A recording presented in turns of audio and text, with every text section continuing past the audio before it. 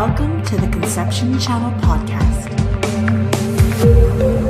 Hello, everybody. Welcome to the Conception Channel podcast. I am your host, Spence Pentland, and today we are here with the Hormone Hacker, Angie. Welcome, Angie. Thank you, Spence, for having me. I'm excited to chat all about fertility and reproduction and all the cool things that our bodies do. I love, when I came across you on IG, I just love Instagram. I mean, if you're not following Hormone Hacker on Instagram and you are or identify as a woman, it's a good idea to hop or to follow Angie, because I love your spin on so many things, and it's fun but super educational and just stuff that in my experience a lot of women maybe aren't aware of, and you've made it really clear and simple and fun, and a lot of great hacks and ideas for balancing menstrual cycles, et cetera, et cetera. That's the goal. It's something that we weren't raised to talk about, and it can feel really awkward to talk about your period, right? Because we're taught to hide them and suppress them and neglect them. So when I'm, publicly putting out information about periods, it can be a little bit shocking to some people. But once they realize this is natural and it happens, for most people around once a month, there's actually so much more you can learn about it. Yeah. So I love it. And I'm so excited to dive in. And I just think there's going to be so much benefit for every woman listening here, and especially after even when they dive into your resources. But let's rewind a little bit. And can you maybe tell people a little bit about yourself and kind of what brought you to, what you're doing now as the Hormone Hacker? Totally. So I grew up very disconnected from my body, I think in general, and especially my period. My friends and I always had the code words for when we were on our period, and it was all about hiding it, so nobody knew you were on your period. I just didn't really understand what was going on in my body, and I frankly didn't really care. I just didn't want it to be an issue. Yeah. So I never expected to go into the fertility realm or menstrual health realm. And I got a copper IUD for birth control when I was probably 20 or 21. Right. And although it did, I had the side effects of heavier periods and cramping, I figured this is the price you pay for birth control. I wasn't interested on going on synthetic hormones. I wanted a natural cycle. And other than barrier methods, you don't really have a lot of choices. So Paragard, copper IUD. And it worked for a few years. I still ignored my body. I didn't know how to interpret my cycle or my fertility signs, and I was pretty ignorant about it until one year and 1 week, I started having a lot of spotting, right, bleeding, and I had a lot of sharp abdominal pain. Okay. At that point, I was thinking, oh, well, in health class, they told us painful periods are normal and spotting is normal. The plot twist, it's not normal. So do not believe that for a second. But, I figured I'll wait a bit, a few days, a week, see if the pain goes away. And it just got worse and worse. I ended up being misdiagnosed at first. When I went to a health clinic, they did not test for pregnancy. Okay. Instead, they just tested me for a UTI, and they told me I had basically a type of UTI. So I believed that. Yeah. And later on that night, I ended up in emergency surgery because it was truly a ruptured fallopian tube from an unnoticed ectopic pregnancy. Oh, wow. So my copper IUD had failed to prevent pregnancy, which it does, 0.02% of the time. It's a very small failure rate, but every birth control has a failure rate.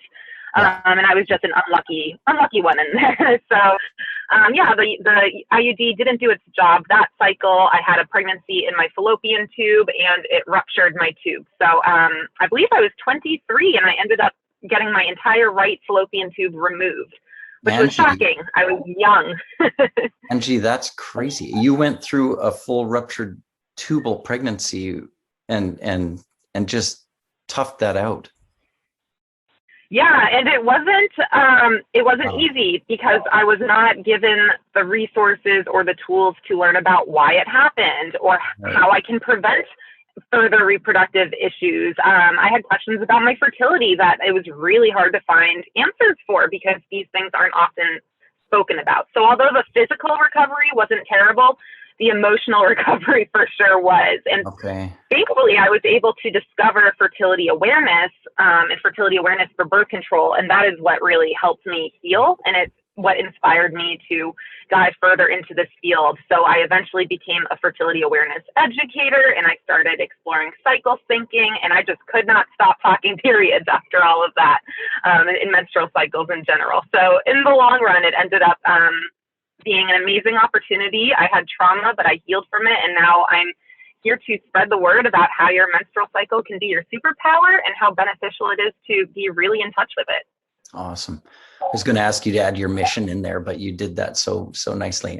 Yeah, it's great. I think for so many decades, especially after the invention of the birth control pill and some of these other like IUD and birth controls and quote unquote feminine hygiene products. I mean, women just really, just did everything to forget, and all their healthcare professionals were not educated either in their defense, on what was going on. And it was just, here, take this pill and kind of hide this few days that you bleed every month as best as you can. And that's it. Yeah. Yeah. Here's the thing. Every type of birth control has pros and cons. And I'm happy with any menstruator that chooses whatever birth control they want. I'm happy with their decision as long as if they're informed about those pros and cons. And a lot of doctors they either don't know all the pros and cons, or they just don't share them with you. I mean, the birth control pill you're at a higher risk for stroke. And not everyone is told that when they're given the pill. So if you can do your research, know which questions to ask of your doctor, you can make a very informed decision and feel good about it. And that's all I want for everybody. Yeah, that's fantastic. Yeah, of course, obviously the right medicine at the right time for the right person, as long as they understand what's going on, is always the right medicine, and that is, that's a great message to purvey. So, so for people out there that aren't kind of aware, the fertility awareness method, or FAM, or FAM, it's abbreviated to quite often. You mentioned that it is, used most often as birth control, but in my world, and also, your world too, when you're working with someone who's trying to conceive, it's a way to really pinpoint parts in your cycle, particularly ovulation. For people who aren't aware, can you kind of just summarize what FAM is, or tell people a bit about fertility awareness method? Yeah, I'll start by telling you what it isn't. The fertility awareness method, or FAM, is not the rhythm method, and it's not the calendar method. Those things that they taught us in health class to avoid and be afraid of. Right. Fertility awareness is science-backed. It is about observing your fertility signs every single day. So you're not guessing, you're not counting days. You are truly looking at whether you're fertile that day or not, and then using that information to make choices about your reproduction. So if you want to conceive, you can pinpoint the days that are possible to get pregnant. Right. If you don't want to get pregnant at the moment, then you can figure out when to avoid having unprotected sex without risk of pregnancy. So it's not the rhythm method. It works by identifying your fertile window, that time that it's possible to become pregnant. Yeah. And it's also just a way to really get to know your body. Your menstrual cycle is connected to so many other systems in your body: your microbiome, your immune system, your metabolism, on and on and on. Right. So if you can learn to identify those fertile signs, like your cervical mucus, your basal body temperature, you can even feel your own cervix and notice how it changes throughout the cycle. Those are all really amazing biomarkers and data points that can help you interpret the rest of your health. Not even just when you can get pregnant. It's all very connected.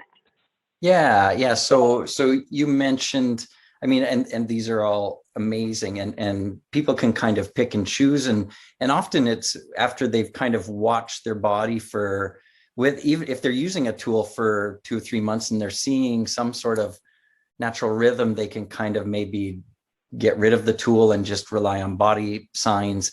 So you said basal body temperature, cervical position, there's libido, and there's, luteinizing hormone strips. Is there ways that you kind of counsel for some and not for others, or is there specific times that you would use specific ways to kind of monitor ovulation? Sure. So I would say it depends on two things. One, what your current normal is like.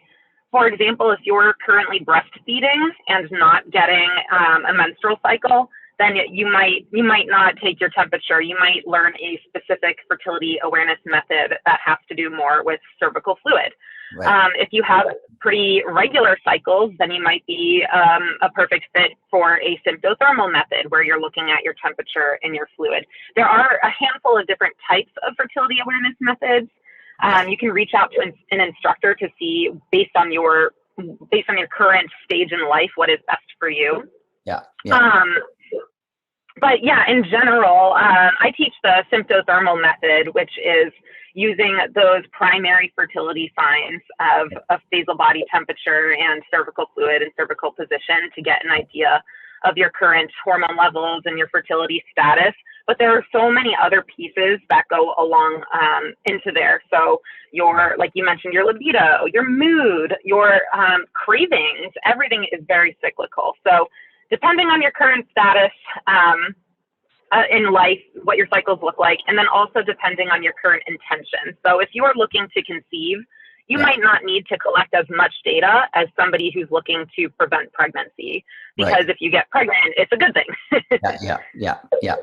Yeah. So for us, the cervical fluid, because that needs to be there for sperm to as a medium to swim through and changing pH and providing some sugars for the sperm, and the luteinizing hormone ovulation urine strips are kind of our two go-tos, because they're just hopefully only needed for a short little window, and you can kind of find that, and that's like you said. But if you're trying to track your whole cycle and understand, there's a lot more to it. So that's great. What can you explain just a little bit, just so people out there kind of are aware of what to look for cervical fluid when there's changes throughout the cycle, just a Cole's Notes version?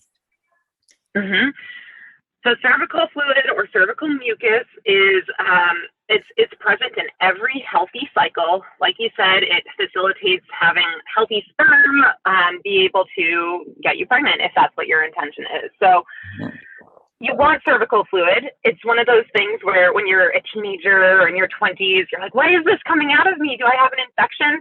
Right. It's hopefully not an infection. Everybody who has a healthy cycle will get healthy cervical fluid. So the fluid pattern changes throughout a cycle.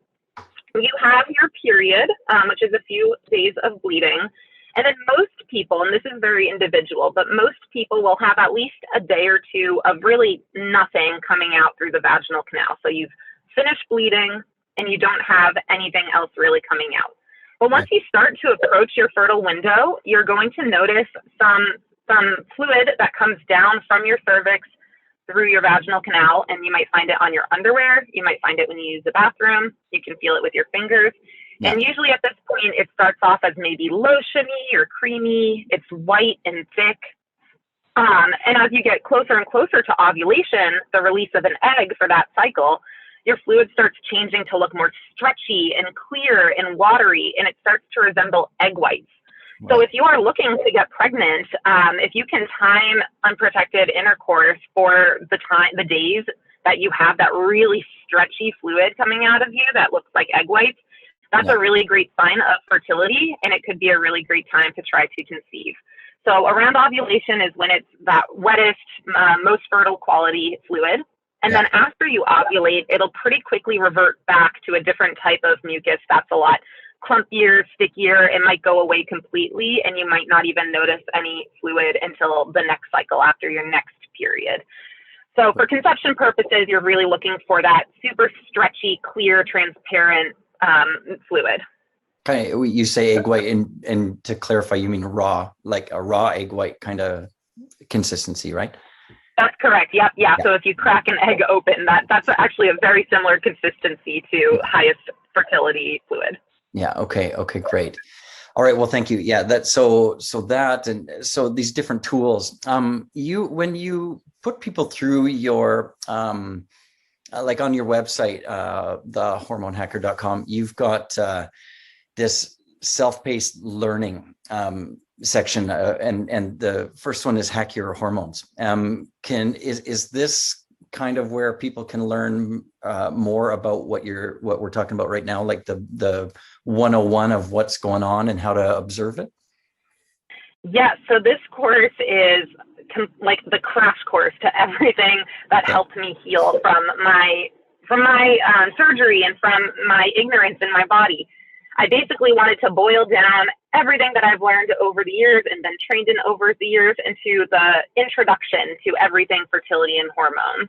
Yeah. So in this course, you can learn about your anatomy and your physiology. You learn how to chart your cycles. So taking that data through fertility awareness and putting it on a piece of paper or an app that can give you a really beautiful picture of when you're fertile, when you're not.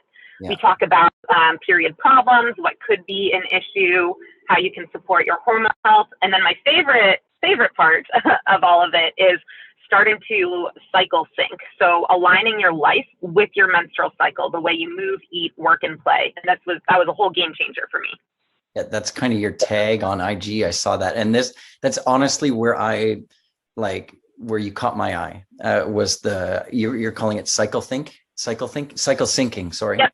So cycle syncing and menstrual cycle awareness. It's all basically, it's mindfulness and biology combined. So you can look at the way you're feeling and what to pay attention to and your mood and all of that. And then you can also look at what are my hormones doing right now in this part of my cycle and what can help keep those healthy and stable and what might harm them. So it's a really great blend of mindfulness and your physiology. So if women were to observe, I mean, just I liken it to, someone who's a professional entertainer or an athlete or in finance or whatever. There's a lot of self-observation and quantifying and qualifying going on to understand how you work and how to improve and how to optimize. And I guess this would be kind of the same. If so, what you're saying is that if women, watch their cycle more closely and kind of start charting it, they'd see correlations monthly. It's just not some abstract day that the mood might kind of be shifting, or that cravings might come, or that, like we talked about, libido and the mucus. And then you start really drilling down. It's like, oh, okay, I'm getting to know, I'm feeling this way, so this is probably happening in my cycle. Yeah, it is. It's not a mystery. It's not coincidence. It really comes down to evolutionary biology. Right. Evolution has had us evolve so that when we are more fertile, when we have that high egg white quality mucus and fluid, that's the time that evolution wants us to be out and about looking for a mate. So around ovulation, you actually feel a lot more social. You might feel more flirty. You're feeling more energized. You may be restless, like you need to get out of the house. So it's not random. It's truly, this is just what it is to be a human that has menstrual cycles. It's all connected. Yeah. I mean, just even from being married and being with my wife and having this understanding, we just know when ovulation's around, even though our goal no longer is baby. It's still just a great time of life, because they're also, she's energetic, she's happy, she's got lots of personal power and confidence, and then with that knowledge, and maybe a little segue is the premenstrual phase, which a lot of people can be a really difficult time. Mm-hmm. So what I always love to say about the phases of your menstrual cycle, and I typically talk about 4 phases of your menstrual cycle, and you can compare them to the 4 seasons in nature. Yeah. That premenstrual time is like your inner autumn. And if you think about autumn, yes, you're slowing down a lot. You're starting to try and wrap things up, prepare for winter. It can be a hard transition. But there's also so many beautiful things about autumn as well. And there can be many beautiful things about your premenstrual phase. You have really great critical thinking and insight at this time. You're a really good, if you have a work project, it's a great time to start editing it and being analytical, wrapping things up. I always find myself, this is when I deep clean the house.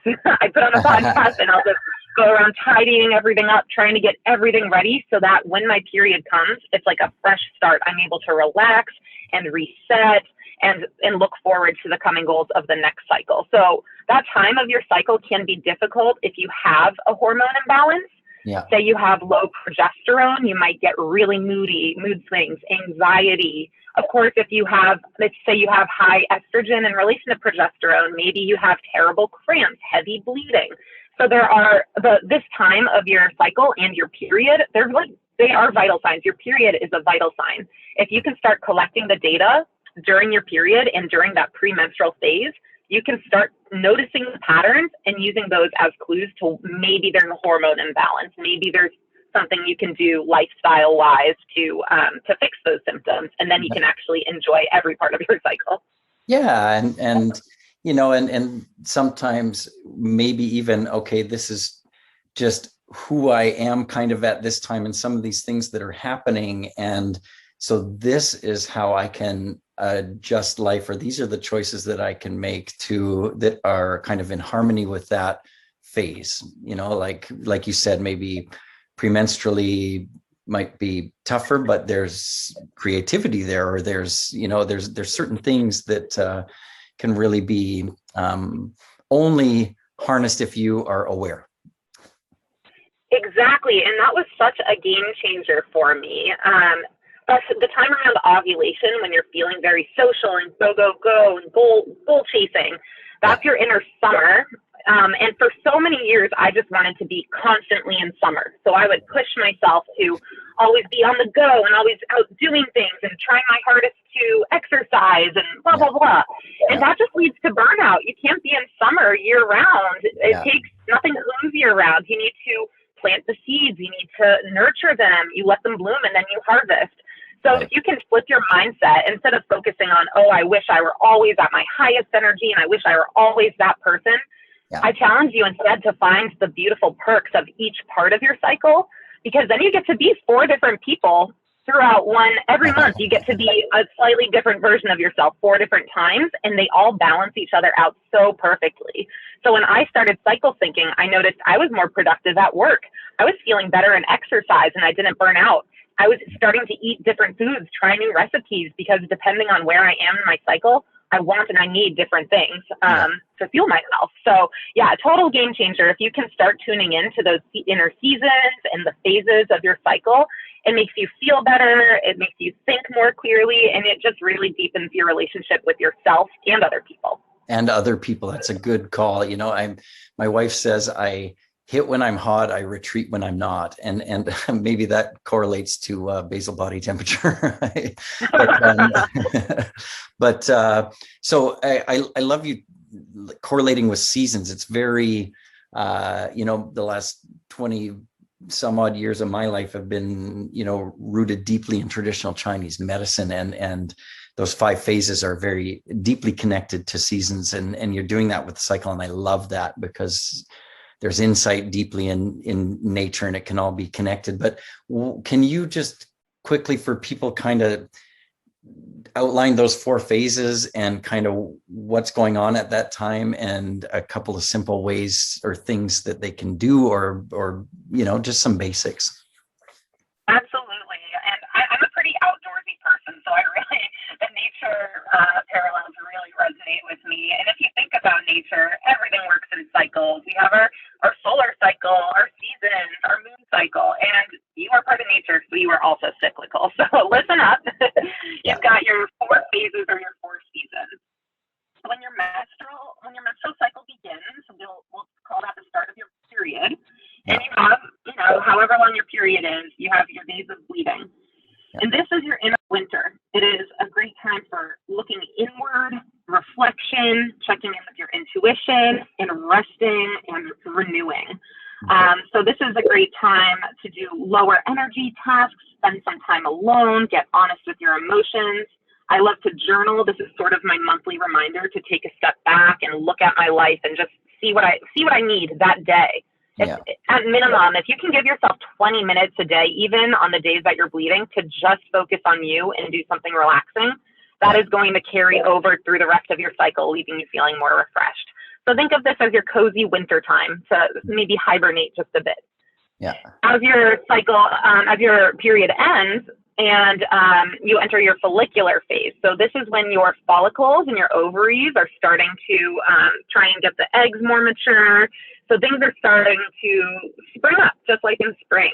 Your energy starts rising, your estrogen and your testosterone are rising, so you start to feel more energetic. You might be very curious and imaginative and want to try new things.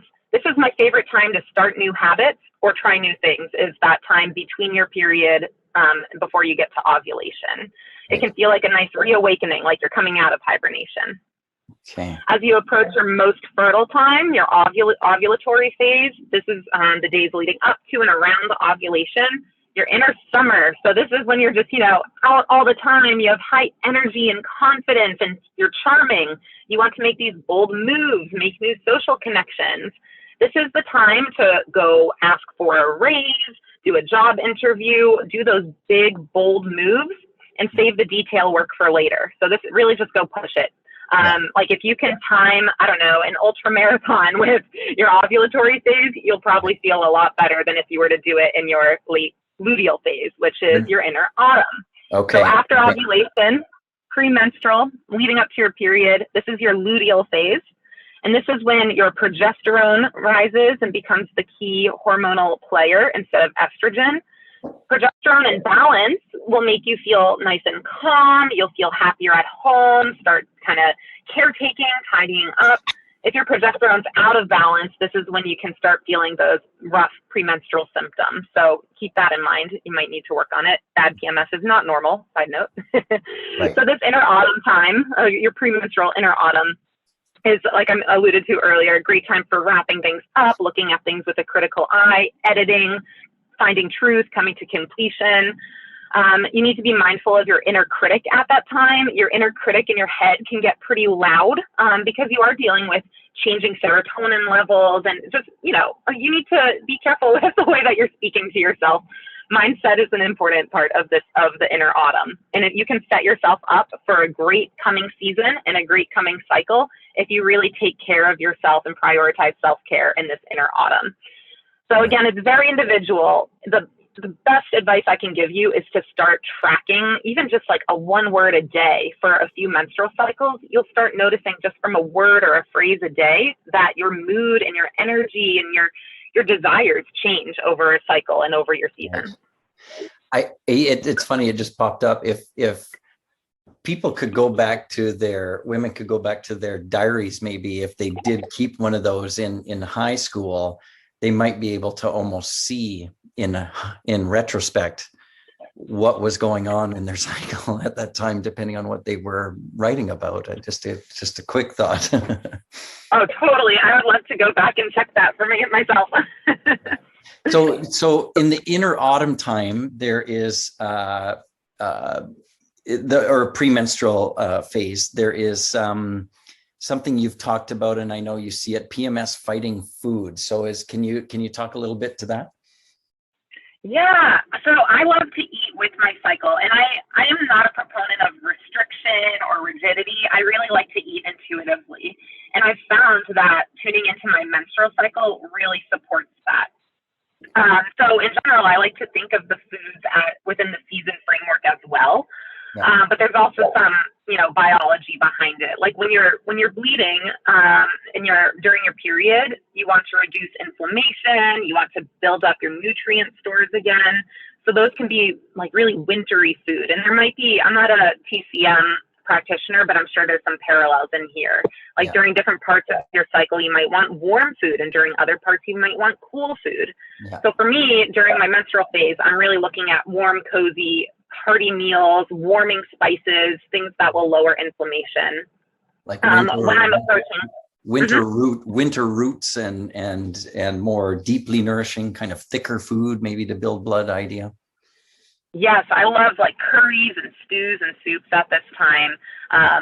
Omega-3 fatty acids are good for lowering inflammation, which can help reduce cramping. Right. Yeah, and then as I become more fertile, as I enter that inner spring and inner summer, it's a lot more of those bright, fresh foods. I'm looking for more cooling foods, maybe a lot of leafy greens. Those any cruciferous veggies are really good for helping you process estrogen, Right. because you want estrogen, but then you want your body to use it. You don't want it just building up in your system. So cruciferous veggies are great here. Citrus, cooling herbs.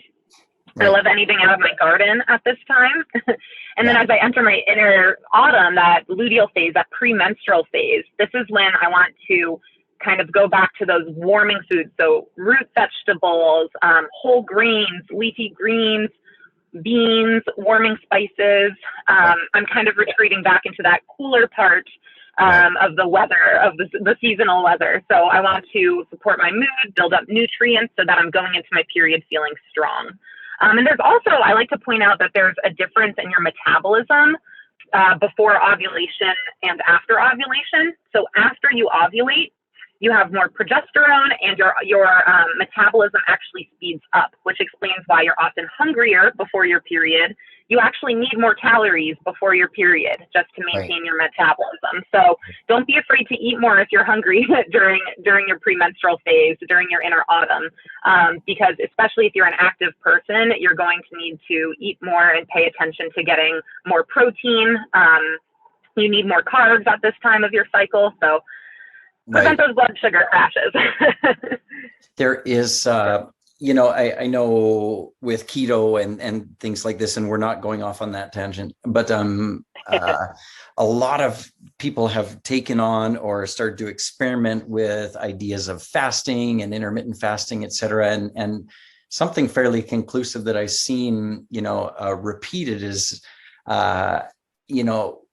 at least when it's women doing the reporting or the researcher, encouraging women to go easy on themselves in this autumn premenstrual phase on dietary restrictions, because it's often maybe setting yourself up for failure if you're expecting to be, thriving in caloric restriction or anything like that. Does that align with you?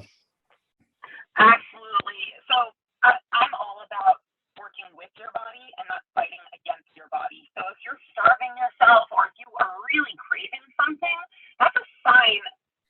Starving yourself and going against your body's wishes is not going to make you feel good, and your body will fight back and rebel against you.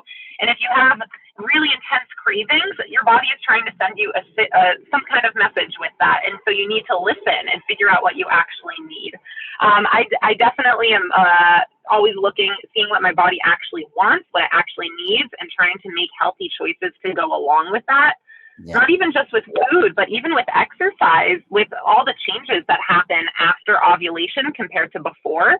Yeah. There's a whole bunch of different effects that your body's response to exercise changes. So you might not be able to hit the high intensity that you did before ovulation when you're premenstrual. And instead of trying to fight that and trying to force your body to do things it doesn't actually want to do, you can instead figure out what your body is trying to do at that time and use that to your advantage. And then it'll keep you balanced year round, or all cycle.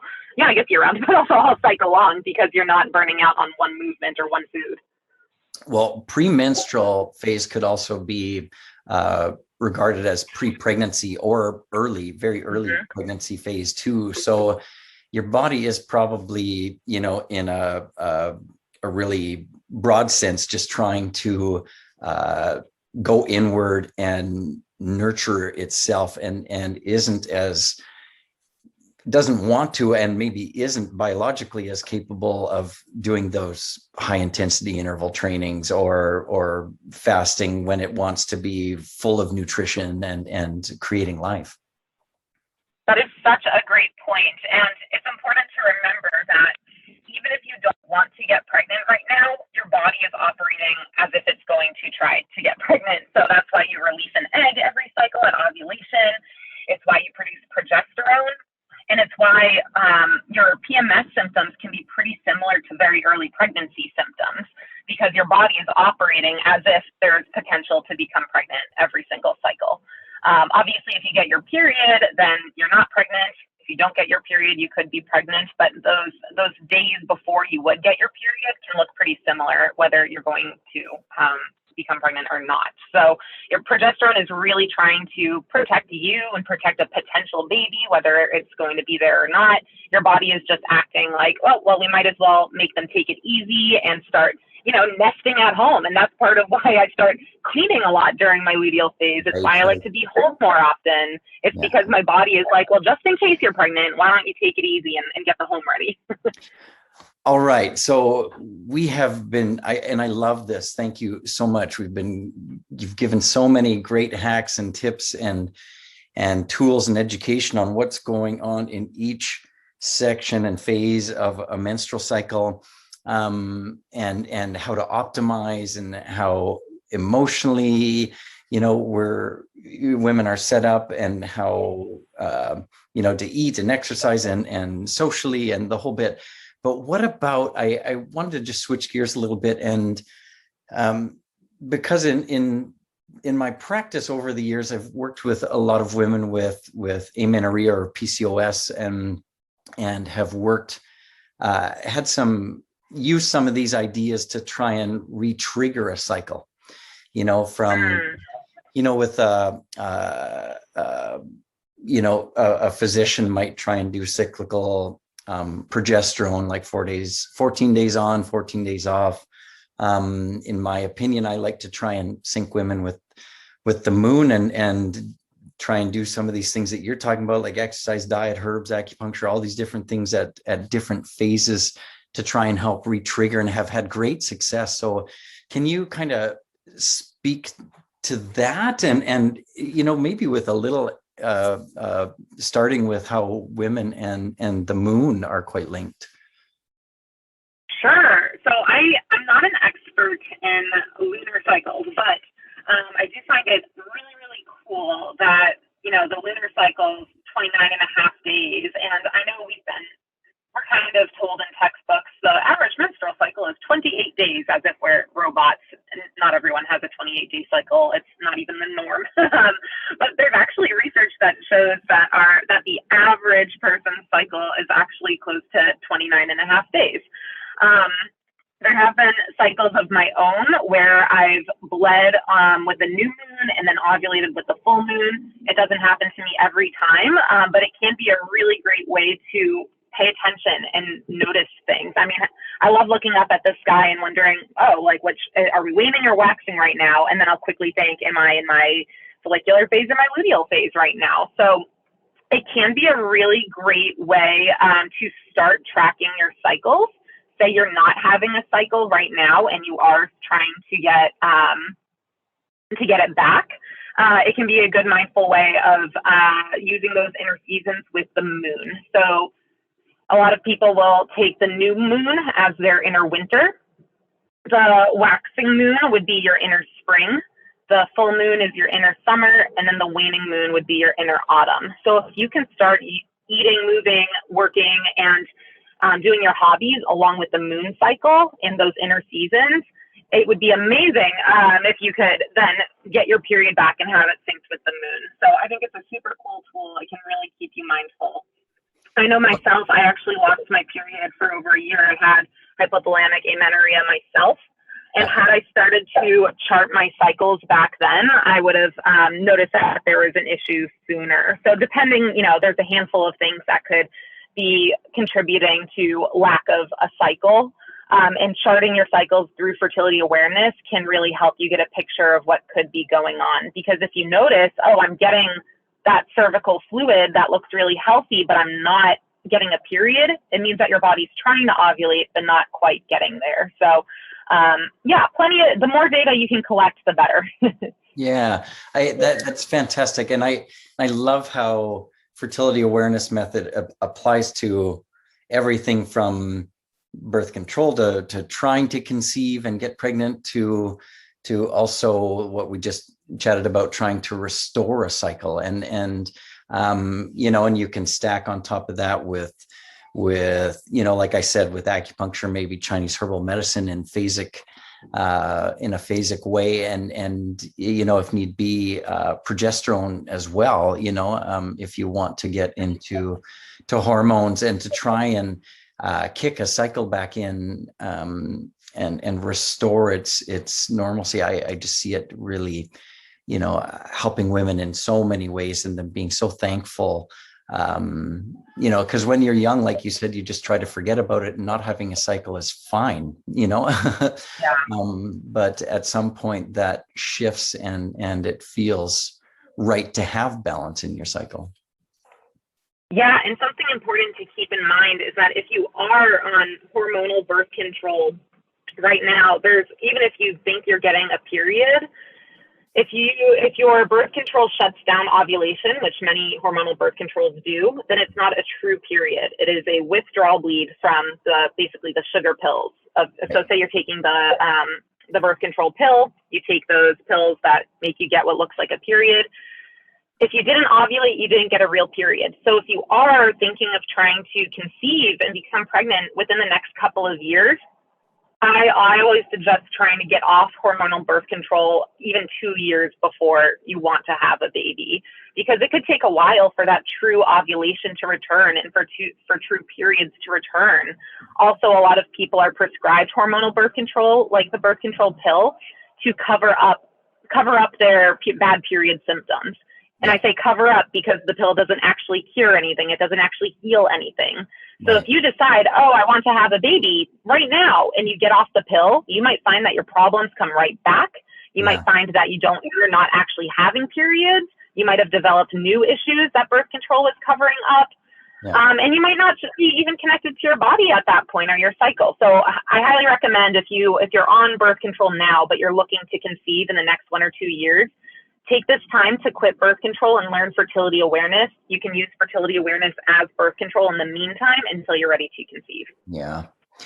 And long-term ramifications too of being on birth control are starting to pop up more and more in research, and we don't need to go there. And I understand where, so a woman has endometriosis or something that's debilitating, and that may be one of the only options to have a quality of life, and that, that makes sense there. But you could still live in these phases going through that, and maybe keep some sort of, normalcy for your body to kind of, and biology to hold on to. Do you think that's legit if someone is needing to be on that birth control? Oh, absolutely. So, there's for sure cycle syncing and menstrual cycle awareness. Like I said, it's mindfulness and biology. So even if your hormones aren't cycling in the way that they would without birth control, you can still use this as a mindfulness piece. So even if you've never had a period in your life, or if you're postmenopausal, you can still tune into your inner seasons. And this is, like we were talking about the moon. The moon is a great way to do that. So if you no longer have periods, or like youth months, like if you don't have periods, you can still live a cyclical life and maybe use the moon or some other reminder as a way to shift those seasons. And I think it's amazing, because even if you're not, having this ebb and flow of estrogen and progesterone, you can still change the way that you eat over the course of around a month, so that you get different nutrients and you're having a well-balanced diet. You can change the way you exercise so that you're using different muscles and trying new things and getting those cardiovascular adaptations. You can change the way that you work so that you're not getting burnt out at work. You might be doing more creative things one week and then more analytical things the next. So there's really benefits to a cyclical system. I think we in society will become more accepting of that as time goes on. Right now, we're pretty locked into this 24-hour cycle, eat the same way every day, work the same way every day. And that's just becoming, I think COVID made that clear. It's not very realistic to do the same thing every day. So hopefully we'll be more accepting of cycles as we move forward in society, and more people can realize that it's a type of mindset and lifestyle that can work for them. Awesome. I love it. Is there, you might read, if you're a woman trying to conceive or balance their menstrual cycle, something that's come up in the last couple of years is this idea of seed cycling. Is that something you're familiar with? And if you are, can you kind of just touch on its basics? Sure. So seed cycling is, it's one of those things where there's no like great scientific research about it. So you'll find arguments for and against it. But I've definitely done this for a few cycles, and for me, anecdotally, I thought it was fun. I got to try some new recipes, and then B, I actually found that my cycles were very regular and even at that point. So the idea of seed cycling is to eat different types of seeds during different parts of your cycle. So if we're looking at the first day of your period to the day of ovulation, or if you wanted, you could do new moon to full moon. This is when you'll have 2 tablespoons a day of both flax seeds and pumpkin seeds. And proponents of seed cycling will make sure that they're freshly ground. You get them new every month. So if you can get them fresh and you can grind them fresh and have them raw, that is what they believe to be ideal. So period to ovulation, 2 tablespoons pumpkin and flax seeds. Then once you ovulate, the time between ovulation and your period, or full moon to new moon, you can have 2 tablespoons a day of sunflower and sesame seeds, again, freshly ground. So anytime you're having these seeds, you can put them in smoothies. I always do smoothies or yogurt. You can put them on salads. Basically find some fun ways to get different seeds. And you know, what's the worst that could happen? You get more nutrients in your diet. So it is a fun thing to experiment with. Yeah. So that's 2 tablespoons of each, or in total of those 2? I do each. And you know, if that's too many seeds for you, you can still get some, you're still getting nutrients if you need a little bit less of that. So I do 2 tablespoons pumpkin, 2 tablespoons flax, follicular phase, and then luteal phase, 2 tablespoons sunflower, 2 sesame. It can be a fun way to experiment with things, and just it kind of keeps you in that cyclical mindset as well. So better, it's exactly with what you're talking about. But I mean, and to try and find raw, not roasted, as little as less, denaturing as possible is probably also important there too, and organic if possible. Yes. And I think there are companies out there, actually, I don't know the names of them, but if you Google it, you might find companies that can mail you those perfectly ready to start grinding seeds throughout the month. So, there's cool businesses. Yeah, of course. That's great. So, so for my listeners, for the most part, trying to conceive, it's like, oh, this sounds great. I would love to, chat with, obviously, both Spence and Angie at different times, because they're both have such great ideas for me. But if they want to work with Angie, Hormone Hacker, and we'll end with you, telling people where they can kind of contact you and where to follow you, IG and these things. But and we'll have it in the show notes, of course. But what kinds of things do you recommend? I know you've got some freebies and some, you do some one-on-one coaching and stuff. What would you recommend for that? So definitely, figure out what you need by going to thehormonehacker.com. But there I have some freebies for you. If you're intrigued by this idea of cycle syncing, I have basically an ebook that'll get you started on that. I have a tracker that can help you tune into which current season you're in your cycle. I have a list of foods to help you with premenstrual syndrome, PMS. And then if you're like, oh yeah, this is great, but I actually want to really change my life and see some transformation in the way that you experience your cycles, you can choose between some self-paced courses I have. So again, that Hack Your Hormones course gives you a crash course in everything you need to know. I have a masterclass if you're an athlete. I talk about how you can use your cycle to help you with your athletic goals. And I have my live work as well. So I teach natural birth control, the symptothermal double check method of fertility awareness. This can be used again for conception or for birth control. It's same information, and it's what you do with it that changes. So you can take a course with me if you're interested in charting cycles. And I also do some one-on-one work. So that's very individual. If you're like, I want to learn, I have troublesome cycles and want to learn how to chart them, or I want to deep dive into cycle syncing, but I'm really overwhelmed, then contact me and we can find something, what you need and what works for you best. Right. That's great. Sometimes it's just, chat with someone one-on-one, tell them your story so it can be, individualized, and then, that's the shortcut. That's great. So I'll direct people in the show notes, like a link right to that, because I think that's a great resource. Your free ebook, the cycle syncing 101 guide, or however you refer to it, that getting people started. That's a great idea. Great. Okay, fantastic. And so where do people find you? I mean, I found you on Instagram. Your website is the Hormone Hacker, all one word, .com. Your Instagram handle, I think, is Hormone Hacker. That's correct. Yep. I'm on Facebook. I'm definitely more of an Instagram girl, so give me a follow there. You can like me on Facebook at Hormone Hacker. Yeah. Again, www.thehormonehacker.com is where you can find everything. You can join my email list where I, very occasionally send out some good juicy tips and let you know of any upcoming courses. So you can contact me there. You can dive deep into the blog. I have a ton of blog posts about a lot of things that we talked about today. So if you're more of a reading, writing learner like I am, you can go dive into those. Yeah, into the blog. That's great. Okay, well, Angie, I appreciate you being able to. I know you're somewhere in the Pacific Northwest. Is that right? That's right. I'm about an hour east of Portland, Oregon, but I love virtual work. So if anyone is here in the Pacific Northwest, let me know. I'd love to chat.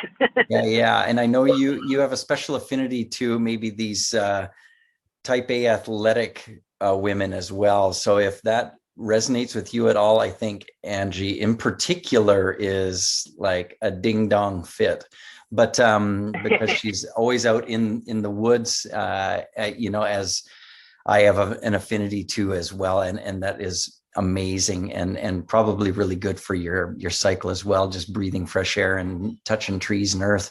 But so you I appreciate, you being able to drive over a mountain to be able to get enough cell reception to tune into this Zoom call. And I know my power out on the island here went down partway through, and I will splice this together, and people hopefully won't even notice, but now they'll know.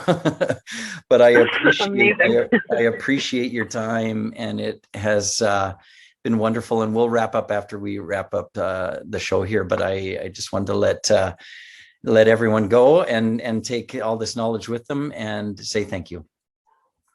Thank you so much, Spence. I hope that everyone listening leaves at least a little bit inspired and empowered to take charge of their bodies and really connect on a deeper level that we weren't taught to before. So best of luck.